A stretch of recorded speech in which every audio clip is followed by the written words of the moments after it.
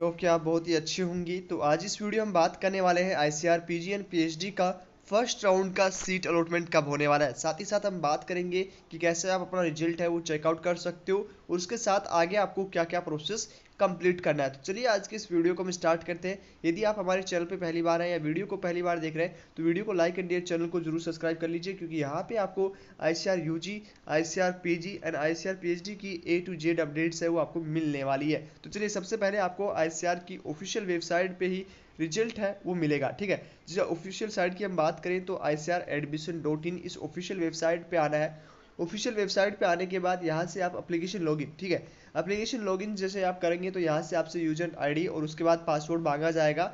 और जिन स्टूडेंट्स को seat allotment होगी, ठीक है, तो उनके अलॉटमेंट लेटर का एक ऑप्शन है वो न्यू ऑप्शन है वो क्रिएट हो जाएगा। ठीक है, जैसे कि हम यहाँ पे क्लिक हियर पे करेंगे तो यहाँ पे आपको एप्लीकेशन लॉगिन पे करना है। जैसे लॉगिन करेंगे तो यहाँ से आपको लॉगिन आईडी और इससे आपको लॉगिन कर लेना है। ओके, तो यहाँ से आप लॉगिन करेंगे जस्ट, तो यहाँ पे जिसको नहीं मिलेगा वो उसको आएगा। जैसे यहाँ पे यूजी स्टूडेंट्स की बात करें तो जिन स्टूडेंट्स को सीट नहीं मिला तो you have not been allotted. ठीक है, तो जो डेट थी, ठीक है, कल आपका शाम 5 से 8 बजे के बीच आपका रिजल्ट है वो आपकी ऑफिशियल वेबसाइट पे आ जाएगा। ठीक है, तो यहाँ पे आपको यदि अलॉट होगा तो अलॉटमेंट लेटर का ऑप्शन है वो यहाँ पे आ जाएगा, और यदि आपको नहीं अलॉटमेंट होगी तो यहाँ पे लिखा हुआ आएगा you are not been allotted. Okay, तो इस तरह से आपको पता लग जाएगा कि आपको गवर्नमेंट सीट मिला है या नहीं मिला है। ठीक है, और जिसको मिलेगा उसको आगे की प्रोसेस करनी है, और जिसको नहीं मिलेगा उसको फिर बाद में आपको सेकंड राउंड के लिए, ओके, सेकंड राउंड के लिए वेट करना है। ओके, ये चीज़ आपको समझ में आ चुकी है। अब यहाँ पे हम डेट्स की बात भी कर लेते हैं कि जो डेट्स आईसीआर ने दी है वो किस तरह से क्या है, आगे कितनी तारीख डेट को आपको क्या करना है, गवर्नमेंट सीट करने के बाद डॉक्यूमेंट्स वेरिफिकेशन किस डेट तक होगा, तो सारी चीज़ें यहाँ पे दी हुई है आपका। उसके बाद में आपको क्या क्या करना है। ठीक है, तो चलिए एक बार आप जो आपका देखो यहाँ पे स्क्रीन पे आप देख सकते हो 25 तक आपका डेट है वो इंक्रीज किया गया था। ओके, 25 तक आपने registration payment and choice filling अपना कंप्लीट किया था। उसके बाद में आपका जो रिजल्ट है वो कल आपका 28 10/2023 को 5 बजे तक, ठीक है, 8 बजे तक मे भी हो सकता है, तो 5 से 8 बजे के बीच में आपका रिजल्ट है वो आपकी ऑफिशियल वेबसाइट पे जारी हो जाएगा। ओके, और यदि इसके रिगार्डिंग कोई ऑफिशियल अपडेट पहले आएगी तो आपको वीडियोस मिल जाएंगे। ओके, यहाँ पे उसके बाद में हम बात करें, जैसे आपका 28 है तो 30 तक आपको जितने भी डॉक्यूमेंट्स हैं वो आपको अपलोड करने हैं, उसके बाद सेव कर देना है। ओके, तो जितने भी डॉक्यूमेंट्स होंगे आपके, जैसे मैंने पहले भी डिस्कस किया है, हालांकि अभी भी डिस्कस करेंगे। ओके, अब वो कौन कौन से डॉक्यूमेंट्स होंगे एक बार देख लीजिए। यदि आपके पास अभी भी नहीं है तो बनवा लीजिए। ठीक है, वो सारे डॉक्यूमेंट्स है वो आपको चाहिए होंगे। ओके, तो वो अपना काउंसलिंग ब्राउजर में जाके देख लीजिए, मैंने पहले भी आपको बताया। अब वीडियो के लास्ट में वो जो वापस आपको बता देंगे। ओके, यहाँ पे उसके बाद में हम बात करें, ऑनलाइन आपका अपलोड है वो 30 तारीख तक होगा, 30 तारीख तक।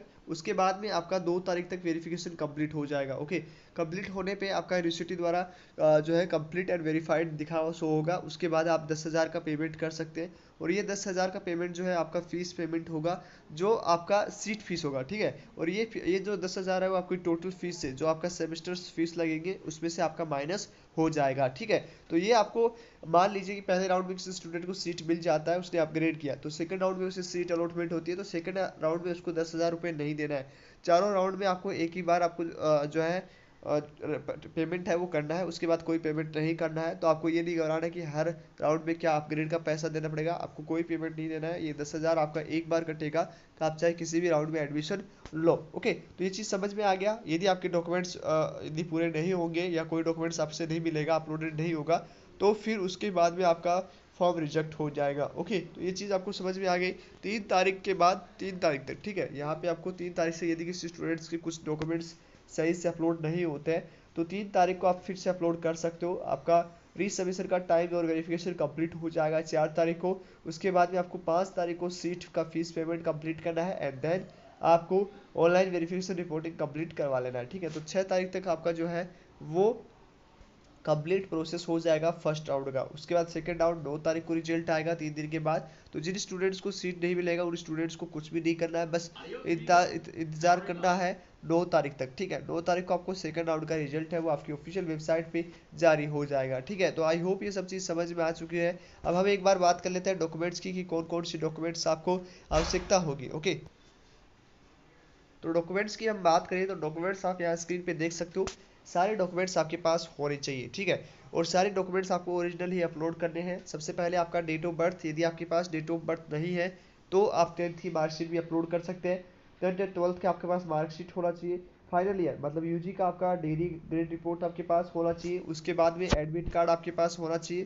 देन हम बात करें, आपका कंफर्मेशन पेज आपके पास होना चाहिए। उसके बाद रैंक कार्ड आपके पास होना चाहिए। अलॉटमेंट लेटर, जब आपको सीट मिल जाएगा तो ये आपको अलॉटमेंट लेटर वहाँ से मिल जाएगा। उसके बाद में एडमिशन लेटर आपका एडमिशन कंप्लीट होने के बाद मिल जाएगा। पासपोर्ट साइज फोटोज आपको नहीं चाहिए ऑनलाइन में। आधार कार्ड आपको चाहिए होगा। आधार कार्ड के बाद डोमिसाइल सर्टिफिकेट, जिसे मूल निवास पत्र भी कहते हैं, वो आपको चाहिए होगा। कैरेक्टर सर्टिफिकेट आपको चाहिए होगा। और कैटेगरी सर्टिफिकेट आपको चाहिए होगा। और पीडब्ल्यूडी कैटेगरी से तो आपको चाहिए होगा। ये सारे डॉक्यूमेंट्स आपको चाहिए होंगे। तो उम्मीद है ये आपके सारे डॉक्यूमेंट्स आपके पास होंगे। जिन स्टूडेंट्स के पास कैरेक्टर सर्टिफिकेट या टीसी नहीं है तो वो अभी भी अपना टीसी और कैरेक्टर सर्टिफिकेट ले आए। यदि ये आप अपलोड नहीं करेंगे तो आपका एडमिशन कैंसिल हो जाएगा, ठीक है। तो आई होप ये चीज़ समझ में आ चुका होगा। आपको ऑनलाइन भी देना होगा और ऑफलाइन भी आपको देना होगा, ठीक है। तो चलिए आज इस वीडियो में इतना ही। सारे काउंसलिंग का शेड्यूल आपको बता दिया है, किस तरह का किस तरह रेट आएगा, किस तरह से आपको रिजल्ट चेक करना है, सीट अलॉटमेंट कैसे होगी, कौन कौन से डॉक्यूमेंट्स आपको चाहिए। वीडियो के यदि अंत तक देखा है तो आपको सारी चीज़ें समझ में आ चुकी होगी। तो चलिए, यदि आप हमारे चैनल पर पहली बार है या वीडियो को पहली बार देख रहे हैं तो वीडियो को लाइक कर दिए, चैनल को जरूर सब्सक्राइब कर लीजिए, क्योंकि यहाँ पे आपको आईसीआर यूजी पीजी और पीएचडी का A to Z अपडेट्स है। आपकी प्रॉब्लम्स की रिगार्डिंग सारी अपडेट्स आपको दी जाएगी। तो चलिए आज इस वीडियो में इतना ही। मिलते हैं आपसे नेक्स्ट वीडियो में, तब तक के लिए बाय बाय, टेक केयर।